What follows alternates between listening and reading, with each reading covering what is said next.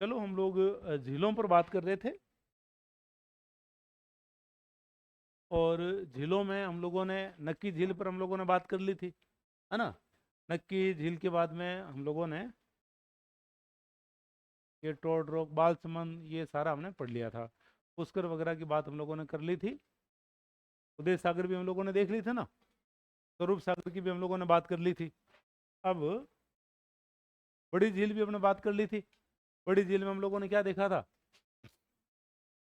बड़ी झील राजस्थान का पहला मत्स्य अभयारण्य आप लोग कहाँ देखते थे? राजस्थान का पहला मत्स्य अभयारण्य आप लोग बड़ी झील में आप लोग देख रहे थे। ठीक है।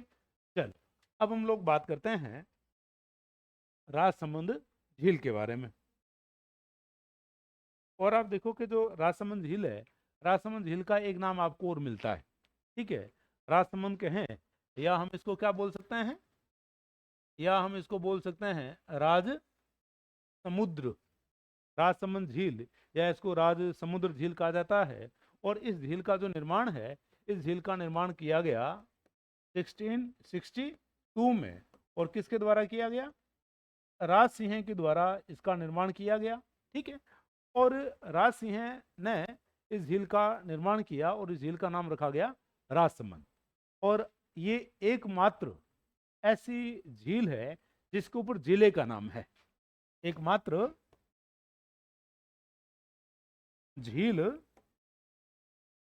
जिस पर नाम किसका रखा हुआ है, जिस पर जिले का नाम है। ये एक बार सवाल आया, राजसमंद जिला, राजसमंद जिले के जिला मुख्यालय का नाम क्या है? जिला मुख्यालय का नाम है राजनगर। तो यहां आप देखोगे जिले का नाम और जिला मुख्यालय का नाम अलग अलग है। जैसे हमारा जिला बीकानेर, और जिला मुख्यालय का नाम भी क्या है? बीकानेर। लेकिन यहाँ जिले का नाम तो क्या है? राजसमंद। लेकिन इसका जो जिला मुख्यालय है, जिला मुख्यालय का नाम क्या है? ये आप देखो, कमाल की बात है। जिला मुख्यालय इसका किस नाम से मिलता है आपको? जिला मुख्यालय इसका मिलता है आप लोगों को राजनगर के नाम से, इसका जिला मुख्यालय है। ये परीक्षा में सवाल आया हुआ है। ठीक है। और इस झील का निर्माण करवाया गया राज सिंह के द्वारा 1662 में। किसके तहत? अकाल राहत कार्य के तहत। अकाल राहत कार्य के तहत राज सिंह के द्वारा इस झील का निर्माण करवाया गया। और इस झील का जब निर्माण करवाया गया तो किस नदी के पानी को रोका गया? छोटी गोमती, है ना। छोटी गोमती के पानी को रोककर, छोटी गोमती के पानी को रोककर इसका निर्माण करवाया। और इसमें जिन नदियों का पानी गिरता है उसमें आपके ताल और केलवा भी शामिल है ना। तो ताल, केलवा, छोटी गोमती, इन नदियों का जो पानी है वो गिरता है किसके अंदर? राजसमंद झील के अंदर। अब राजसमंद झील की विशेषताएं क्या क्या है? राजसमंद झील की विशेषताओं की जब हम बात करें तो एक तो इस झील के किनारे पर पैनोरमा बना हुआ है। इस झील के किनारे पर पैनोरमा किसका बना हुआ है? राज सिंह का पैनोरमा बना हुआ है। और इस झील की विशेषता क्या है कि इसके उत्तर की तरफ, है ना, इस झील के उत्तर की तरफ क्या है? नौ चौकी पाल। अब उसका नाम नौ चौकी क्यों है? क्योंकि उसमें हम लोग देखते हैं कि ऐसे सीढ़ियां बनी हुई, नौ, है ना। नौ ज्यादा नहीं बन गई, नौ ऐसे सीढ़ियां बनी हुई है। और नौ सीढ़ियां बनने के बाद में इसके ऊपर एक क्या बना हुआ है? एक ऐसे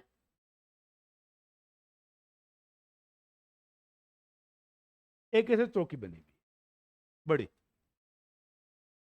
समझ रहे हैं बात को? जैसे नौ सीढ़ियां, नौ सीढ़ियों के बाद में एक चौकी, फिर नौ सीढ़ियां, फिर एक चौकी, तो इसका नाम में क्या हो गया? नौ चौकी। और उनकी संख्या भी कितनी है चौकियों की? नौ, है ना। उन चौकियों की संख्या भी आपको क्या मिलती है? नौ उन चौकियों की संख्या है। और नौ सीढ़ियों के बाद में एक चौकी है, इसलिए इसका नाम क्या है? नौ चौकी। बहुत बार सवाल आता है कि नौ चौकी की पाल। पाल का मतलब क्या होता है? पाल का मतलब जिससे पानी को रोका जाता है उसको अपने पाल बोलते हैं, है ना। बिलों में बात करें तो बिलों में पाल का मतलब होता है गांव। तो एक तो ये विशेषता हो गई है कि उत्तर की तरफ नौ चौकी की पाल है, किनारे पर एक घेवर माता का मंदिर बना हुआ है, अंबा माता का मंदिर बना हुआ है, और राज सिंह का पैनोरमा बना हुआ है। ठीक है। और एक इस झील की विशेषता है, अभी तक सवाल नहीं आया है, गाइडों में आपको लिखा हुआ नहीं मिलता है, इस झील के अंदर ब्रिटिश काल के अंदर सी प्लेन इस झील में उतरते थे, है ना। हम लोग अभी उदयपुर गए, तो उदयपुर से आते वक्त हम लोग वाया राजसमंद नाथद्वारा होते हुए आए थे। तो जो वो सी प्लेन उतरते थे, तो उनको रोकने के लिए बड़ी बड़ी अपने सांकल या जंजीर लोहे की, वो वहाँ हम लोग देख कर आए थे। तो इस झील की एक विशेषता और क्या है कि इसके अंदर सी प्लेन इस झील के अंदर उतरते थे ब्रिटिश काल के अंदर। और इस झील की विशेषता क्या है?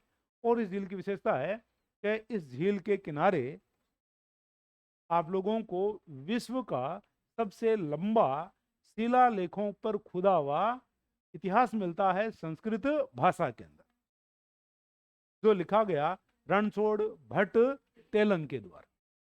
ठीक है। और इस प्रशस्ति में हम लोगों को जानकारी मिलती है मेवाड़ के प्रारंभिक इतिहास से लेकर के राज सिंह तक की हम लोगों को इसमें जानकारी मिलती है। ठीक है। ये चीज आप लोगों को ध्यान रखनी है, तो अपने इनको पढ़ते हैं। तो आप देखोगे ये आपकी राजसमंद झील है ना, और आप देखोगे राजसमंद झील जो है ना, इसके ऊपर इस प्रकार की बारेदरी बनी हुई है संगमरमर की, ये आप लोग देख रहे हो ना, तो इसको बोलते हैं बारेदरी। तो ये बारेदरी भी बनी हुई किससे बनी हुई है? संगमरमर से। संगमरमर से बनी हुई आपको बारेदरी भी इसमें मिलती है, और ये आपके राजसमंद झील है ये। ठीक है। जिसका निर्माण करवाया गया किसके द्वारा? राज सिंह के द्वारा जिसका निर्माण करवाया गया है। ठीक है। फिर आप देखो कि इसमें ये आप देखो 9 चौकी पाल है, ये आप देखो सीढ़ियां, और सीढ़ियों के ऊपर फट्टा से दिखाई दे रहा है आप लोगों को, ये सीढ़ियां, और सीढ़ियों के ऊपर हम लोग देख रहे हैं, ये देखो बारादरी भी आप लोगों को यहाँ बहुत स्पष्ट दिखाई दे रही है ना। और इस तरफ से आप लोगों को ये यहाँ मंदिर भी बना हुआ देखो, घेवर माता का जो मंदिर है, घेवर माता का बना हुआ मंदिर भी आप लोगों को मिलता है। ठीक है। और ये जो पहाड़ी है इसके पास में, ये आप लोग देख पा रहे हो ना, ये पहाड़ी है। और अब देखो कि एक तो हम लोग ये पढ़ते हैं कि ये जो झील है राजसमंद, राजसमंद झील की नींव रखी गई है किसके द्वारा? घेवर माता के द्वारा नींव रखी गई। और घेवर माता का मंदिर झील के किनारे पर हमें इनका मंदिर भी मिलता है। ठीक है। और हम लोग क्या देखते हैं, एक हम लोग बात और देखते हैं, एक हम लोग बात और देखते हैं कि जो घेवर माता है, घेवर माता से जुड़ी हुई एक और अन्य बात है कि राज सिंह के राज सिंह के एक अधिकारी हुआ करते थे जिनका नाम था दयाल सिंह। जिनका नाम आपको क्या मिलता है? दयाल सिंह इनका नाम मिलता है। और दयाल सिंह का किला बना हुआ है इसके किनारे। और जो दयाल सिंह का किला है ये एक क्या है? जैन मंदिर है। ये वाला जो है ना, इधर आप लोग देख रहे हो ना, ये तो ये हम लोग देख रहे हैं कि दयाल सिंह का किला है, जो एक आपको क्या मिलता है? जैन मंदिर है। ठीक है। तो ये जो झील है, इस झील की नींव रखी गई किसके द्वारा? घेवर माता के द्वारा झील की नींव रखी गई है। घेवर माता का मंदिर भी हमें इस झील के किनारे मिलता है। एक बात। फिर आप देखो 9 चौकी की पाल, 9 चौकी की पाल क्या, ये हम लोगों ने देखा है ना। ये आप देखो कि चौकियां मिल रही है आप लोगों को, इनकी संख्या भी कितनी मिलती है आपको? 9 इनकी संख्या आप लोगों को मिलती है। ठीक है। और आप देखो कि जो 9 चौकी की पाल है, 9 चौकी की पाल की और क्या विशेषता है? और हम लोग देख रहे हैं कि जो 9 चौकी की पाल है, इन 9 चौकी की पाल पर छोटे छोटे शिलालेख लगे हुए हैं। ये जो 9 चौकी की पाल है ना, इस पाल के ऊपर हम लोग देख रहे हैं कि हमें इस प्रकार से छोटे छोटे शिलालेख मिलते हैं। और ये जो छोटे छोटे शिलालेख हैं, इनके ऊपर हम लोग देख रहे हैं कि इस प्रकार से लोहे की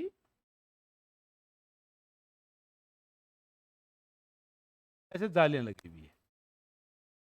जैसे अपने दीवार होती है ना, दीवार में अपने कोई अलमारी वगैरह लगा देते बनाते हैं ना दीवार में, तो जैसे 9 चौकी की पाल, 9 चौकी की पाल में अंदर की तरफ धसे हुए हैं, वो अंदर की तरफ धसे हुए हैं, और उनको कवर किया हुआ है लोहे की जालियों से, ताकि वो खराब नहीं हो। ठीक है। तो वो खराब नहीं हो। और ये जो शिलालेख हैं, ये शिलालेख हैं कितने? इन शिलालेखों की यदि हम बात करें तो ये शिलालेख आपको मिलते हैं 25। और इन 25 शिलालेखों की भाषा आपको क्या मिलती है? भाषा आपको मिलती है संस्कृत। और इनका जो लेखक है, इनका लेखक कौन है? रणछोड़ भट्ट तेलंग। रणछोड़ भट्ट तेलंग के द्वारा लिखा गया। और इसकी विशेषता क्या है? इसकी विशेषता है विश्व का सबसे लंबा शिलालेखों पर खुदा विश्व का सबसे लंबा इतिहास। ठीक है। और इसमें जानकारी मिलती है किसकी? इसमें जानकारी मिलती है आपके मेवाड़ वंश की। कहां तक? राज सिंह तक। राज सिंह तक हम लोग देख रहे हैं कि इसमें जानकारी आप लोगों को मिलती है। और ये जो शिलालेख हैं, ये शिलालेख किस तरफ लगे हुए हैं? नौ चौकी की पाल पर। नौ चौकी की पाल पर हम लोग देख रहे हैं शिलालेख आपको मिलते हैं। बाकी जो दूसरी साइड है, दूसरी साइड तो क्या है? खुली है। वहां तो लगाने के लिए जगह है नहीं। लगाओगे कहाँ? जहां को निर्माण होगा। लगाएंगे वहीं जहां कोई ना कोई क्या होगा? निर्माण होगा। तो ऐसा सवाल भी आ सकता है, शिलालेख कहाँ खुदे हुए हैं? तो नौ चौकी की पाल की तरफ खुदे हुए हैं। और नौ चौकी की पाल इस झील के किस तरफ है? उत्तर की तरफ हम लोग देख रहे हैं कि इसमें बनी हुई है। समझ रहे हैं बात को?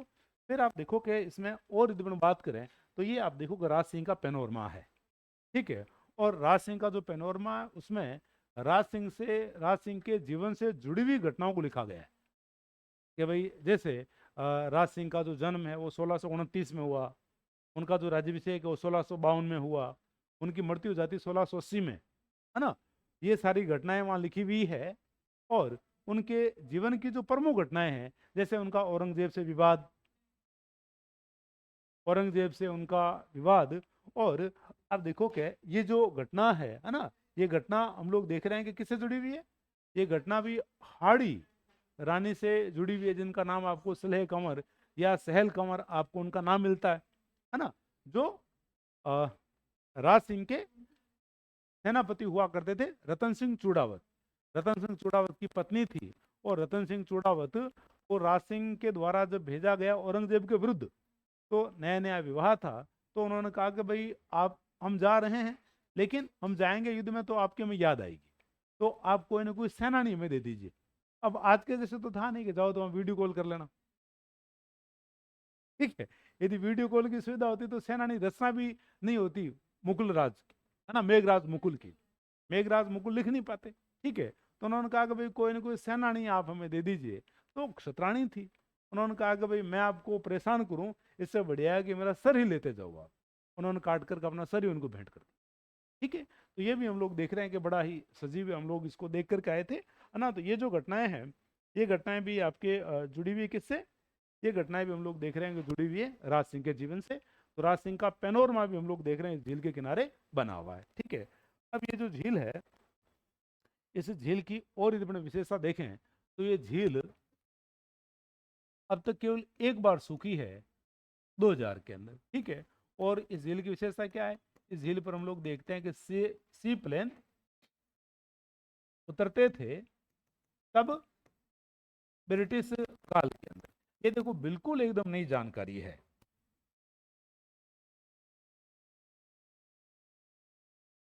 ये चीज आप लोग ध्यान रखोगे। यदि इस प्रकार का सवाल यदि आता है कोई, तो ये बिल्कुल भी आपके लिए एक नया जो सवाल है, नया सवाल रहेगा भाई। ठीक है। ये चीज आप इसमें ध्यान रखो। और राजसमंद झील है कहाँ? राजसमंद। ठीक है। और राजसमंद जिला मुख्यालय का नाम क्या है? राज। ठीक है। आगे बढ़ो। फिर एक झील आपको मिलती है फतेह सागर। फतेह सागर झील की बात करेंगे तो ये झील, कई बार तो देखो ऐसा सवाल आ जाता है कि फतेह सागर जो झील है, फतेह सागर झील आपको मिलती कहाँ है? फतेह सागर झील हम लोग देख रहे हैं मिलती है आपको उदयपुर में। और इसका निर्माण हुआ है 1688 में। इसका निर्माण करवाया गया जय सिंह के द्वारा। जय सिंह लड़के हैं किनके? राज सिंह के। राज सिंह के लड़के थे जय सिंह। इन्होंने झील का निर्माण करवाया। और जब जय सिंह ने झील का निर्माण करवाया, तब इसका नाम क्या हुआ करता था? तब इसका नाम हुआ करता था देवली तालाब, है ना। देवली तालाब के नाम से इस झील का इन्होंने निर्माण करवाया। और इस झील की नींव रखी गई ड्यूक ऑफ कैनोट के द्वारा, इसलिए इस झील का एक नाम आपको क्या मिलता है, अन्य नाम। ये परीक्षा में सवाल आया है तो भाई कैनोट बांध के नाम से किस झील को जाना जाता है, तो आपकी झील कौन सी है, फतेह सागर, है ना। अब इस झील का जो फतेह सागर नाम है, इस झील का नाम फतेह सागर क्यों रखा गया, क्योंकि आगे चल करके इस झील का पुनर्निर्माण, इस झील का पुनर्निर्माण करवाया गया फतेह सिंह के द्वारा, इसलिए इस झील का नाम क्या हो गया, फतेह है सागर। इस बात को आप लोग गौर करिएगा, यदि ये सवाल पूछा जाए फतेह सागर झील के निर्माता कौन है, फतेह सागर झील को बनाया किसने, पहला ये ऑप्शन होगा फतेह सिंह है, तो आप लोग फतेह सिंह पर मत जाइएगा। इस झील का निर्माण करवाया है जय सिंह ने, जय सिंह ने इस झील का निर्माण करवाया, और जय सिंह ने जब इसका निर्माण करवाया तब इस झील का नाम हुआ करता था देवली तालाब, और इस झील का एक नाम मिलता है कैनोट बांध, और फतेह सिंह ने इसका पुनरुद्वार करवाया, जीर्णोद्वार करवाया, इस इसका नाम क्या हो गया, इसे इसका नाम हो गया है फतेह सागर।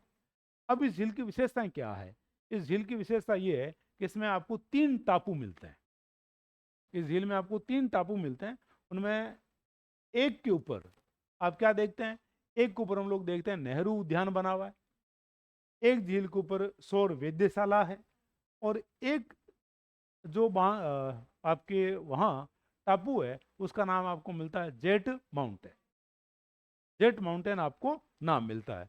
तो इस झील में 3 टापू, 3 टापू जिसमें एक पर नेहरू उद्यान, एक में सौर वेधशाला, और एक का नाम जेट माउंटेन। ये आप लोग देखो, ये नेहरू उद्यान है, नेहरू उद्यान है जो फतेह सागर झील के अंदर स्थित है, देख पा रहे हो नेहरू उद्यान, पूछा जा सकता है नेहरू उद्यान कहाँ है, फतेह सागर झील में। फिर ये दूसरा देखो आप लोग, सौर वेधशाला, और ये देश की पहली सौर वेधशाला इसे माना जाता है, जो बनी है 1975 में, और इसका निर्माण करवाया है अरविंद भटनागर ने। तो आपसे सवाल पूछा जाए कि देश की पहली सौर वेधशाला कहाँ स्थित है, तो फतेह सागर झील में स्थित है, और इसकी विशेषता क्या है, 1975 क्षेत्र में इसका निर्माण हुआ है, और निर्माता कौन है इसके, अरविंद भटनागर के द्वारा इस सौर वेधशाला को बनाया गया है। और नेहरू उद्यान भी कहाँ मिलता है, फतेह सागर झील में आपको नेहरू उद्यान भी मिलता है। फिर ये जो झील है, इस झील के किनारे पर आपको क्या मिलता है, इस झील के किनारे पर आपको मिलती है सहेलियों की बाड़ी, इस झील के किनारे पर आपको सहेलियों की बाड़ी, और सहेलियों की बाड़ी का एक नाम आपको मिलता है गार्डन ऑफ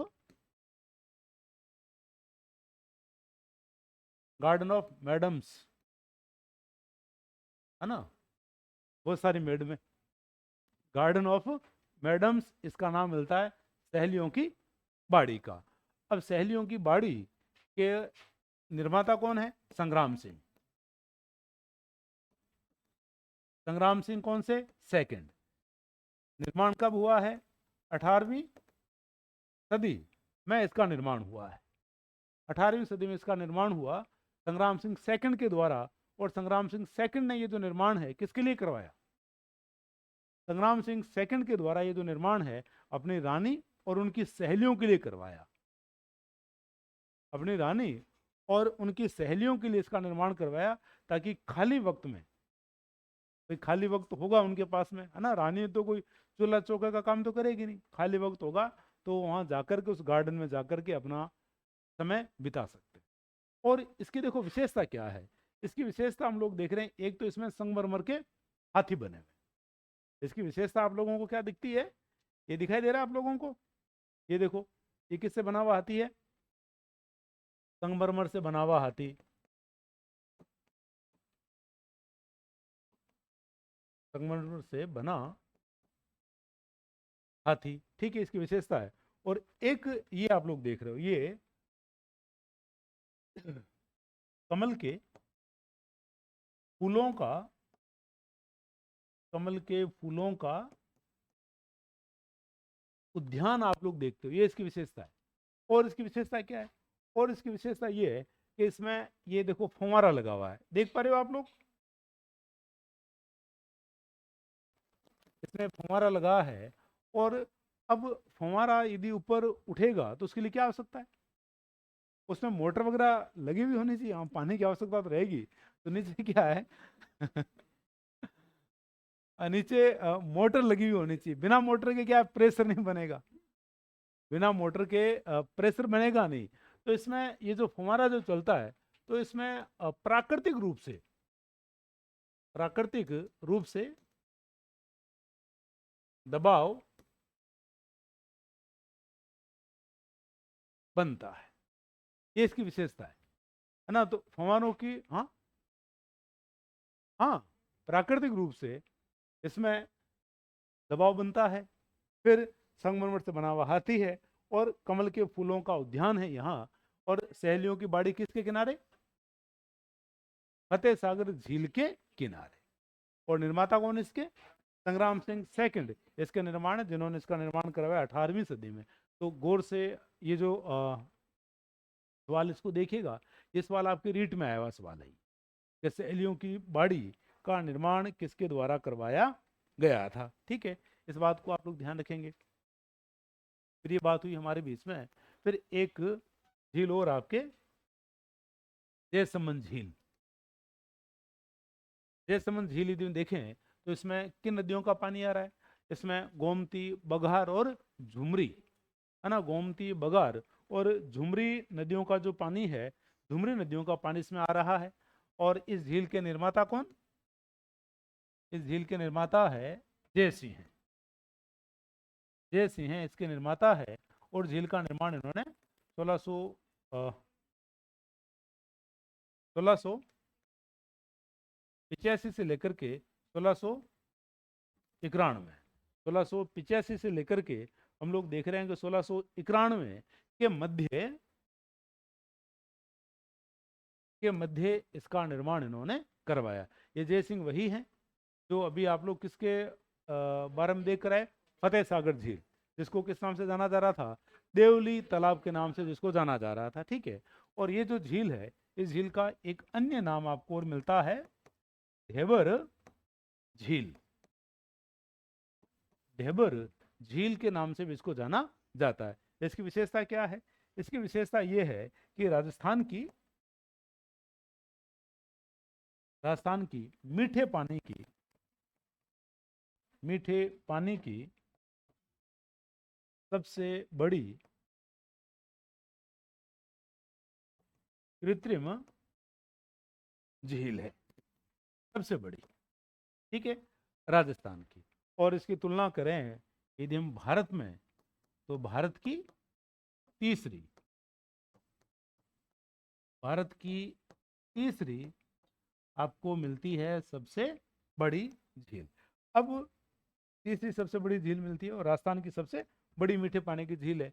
अब जयसमंद झील है कहाँ, जयसमंद झील की बात करें तो जयसमंद झील को आप लोगों ने राजसमंद में ज्यादा पढ़ा हुआ है, सॉरी उदयपुर में आप लोगों ने ज्यादा पढ़ा हुआ है इसको।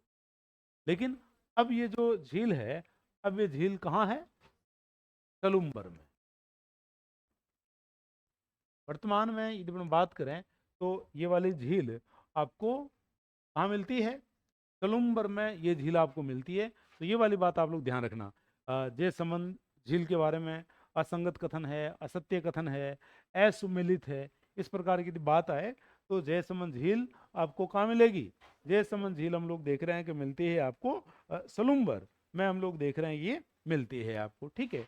अब ये जो झील है, इस झील में टापू मिलते हैं आपको 7 टापू हैं। और इन 7 टापुओं में जो सबसे बड़ा है, सबसे बड़ा जो टापू है 7 टापुओं में, उसे कहा जाता है बाबा का भांगरा। ठीक है। और जो सबसे छोटा है उसका नाम आपको मिलता है प्यारी। तो सबसे छोटे टापू का नाम प्यारी, और सबसे बड़ा जो है उसका नाम मिलता है बाबा का भांगरा। अब और इसकी विशेषता क्या है? और इसकी विशेषता है कि राजस्थान की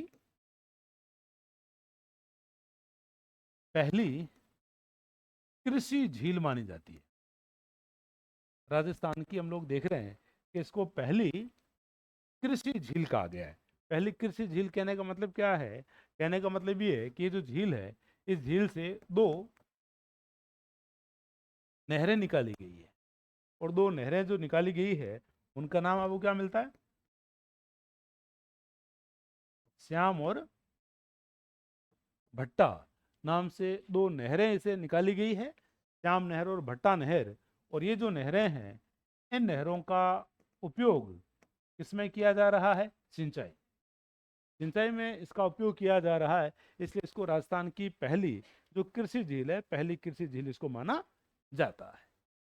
ठीक है, ये चीज आप लोग ध्यान रखोगे। फिर ये जो झील है, इस झील के किनारे, इस झील के किनारे आपको क्या मिलता है? चित्रित हवा महल,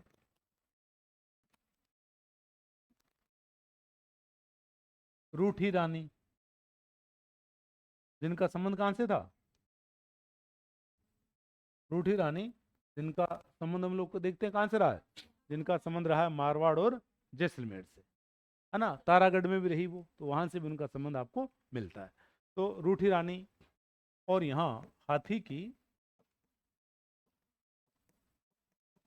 पाषाण प्रतिमा, है ना। तो चित्रित हवा महल है, रूठी रानी है, हाथी की पाषाण प्रतिमा हमें इस झील के किनारे मिलती है। ये चीज़ें आप इस झील के बारे में ध्यान रखोगे। तो जो झील है आपके जयसमंद, जयसमंद हम लोग देख रहे हैं मीठे पानी की राजस्थान की सबसे बड़ी कृत्रिम जो झील है वो कौन सी मिलती है आपको? जयसमंद। ठीक है, तो आज हम झीलों की इतनी ही बातें करेंगे।